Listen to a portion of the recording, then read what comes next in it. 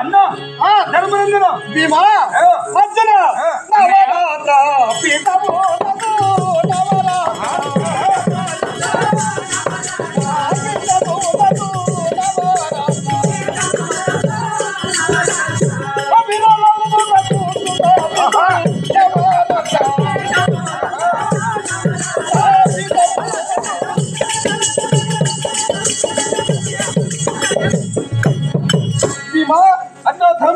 అర్జున అన్నయ్య ఈ సమయంలో మనకి సభ కూర్చోవలేదు. నువ్వు నాకు చెప్పావు. తమ్ముడు చెప్పండి. తమ్ముడు చెప్తాను. చెప్పండి. ఓ అర్జున అన్నయ్య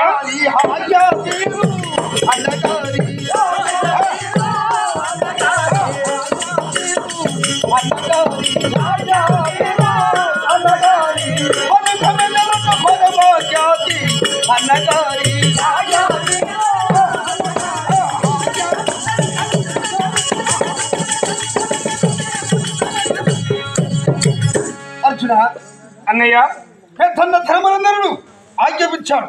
నవరత్న పీఠంపై కూర్చుంటాడట. నీవేమంటావు అర్జున? నీవు తమ్ములకు చెప్పు. నకుల సహదేవులు. సరే అన్నయ్య, నీవు నాకు చెప్పావు. మన తమ్ముడు ఉన్నారు కదా, వాళ్ళని పిలిపిస్తాను. విచారించండి. నకుల అన్నయ్య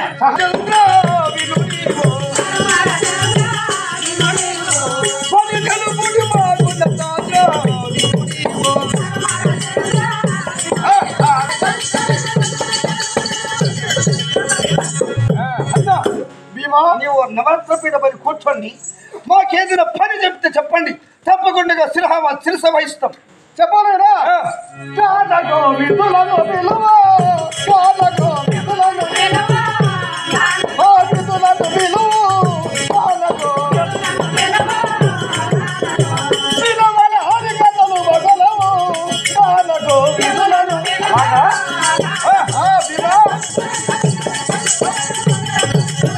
ఇక్కడ సభాయి కూర్చున్నంత మాత్రములో నాట్యం చేసేవారు, నటబిట గాయకాదులు, తుమ్ముళ్ళు, పాటలు పాడేవారి పిలవనింపండి ఒకసారి. అర్జున అన్నయ్య, ఇప్పుడే పెద్దలు చెప్పాడు కదా, 5 మధ్య సభాయి కూర్చున్నాం. కూర్చోండి. కూర్చోండి.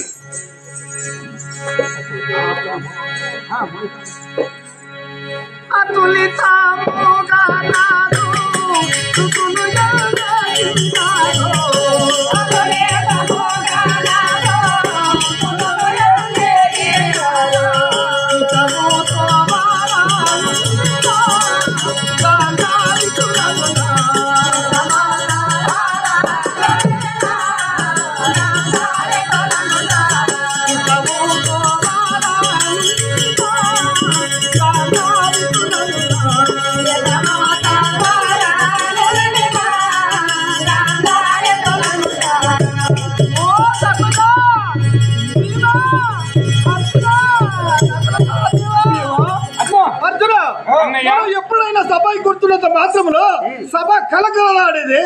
ఈనాడు లేనిది ఈ దివసమున చిన్నపోయి ఉన్నది. కారణమేమి అర్జున? ఏమి కావాలి అన్నయ్య? నవరత్న కాంతులతో ప్రజలు ఉన్నటువంటి ఏ సభ ఎన్నడు గాని చిన్నపోలేదు. ఈనాడు చిన్నపోయాది మంచువత్తుగా కన్నీరు గారుచున్నదని అన్నగారు పలుకుతున్నాడు. దీనికి కారణమేమి కావచ్చు? సహదేవా, అన్నయ్య నీకు అన్ని తెలుసు. జరగబోయేది జరిగేది. పక్షులు పలుకుతున్నాయి. ఆ పక్షుల సాక్షిగా చెప్పు, ఎక్కడి కన్నీరు? అన్నయ్య ఏమేమి అమ్మగారికి ఆపుదగ లేదా? ఏమది? మనము ఉండగా వీరాది వీరము సూర్యగ్రేశ్వరులు మనము ఉండగా అమ్మగారికి ఆపద కట్టిల్లడమా? తమ్ముడు శాంతం శాంతం శాంతం. అమ్మ దగ్గర